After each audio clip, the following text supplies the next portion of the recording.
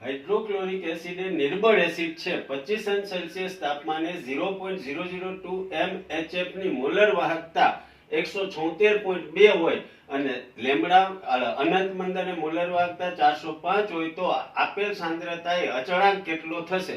મિત્રો, અચળાંક માટે તમારે શું ગોતવું પડે તો કે K ઓફ એસિડ.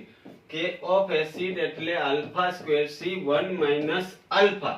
આલ્ફા તો તમને આપ્યો નથી તો આલ્ફા બરાબર મિત્રો મોલર વાહકતા છેદમાં અનંત મંદને મોલર વાહકતા આપી છે 176.2, અનંત મંદને મોલર વાહકતા આપી છે 405 એટલે થશે 0.435. જો 0.435 એ મૂકી દે 0.435 એનો સ્ક્વેર ગુણ્યા સાંદ્રતા 0.002 છેદમાં 1 - 0.435. જો આનું તમે સાદુરૂપ આપશો તો સાદુરૂપ આવશે 6.7 ગુણ્યા 10 ની -4 ઘાત એટલે અજય રાજાણીનો A.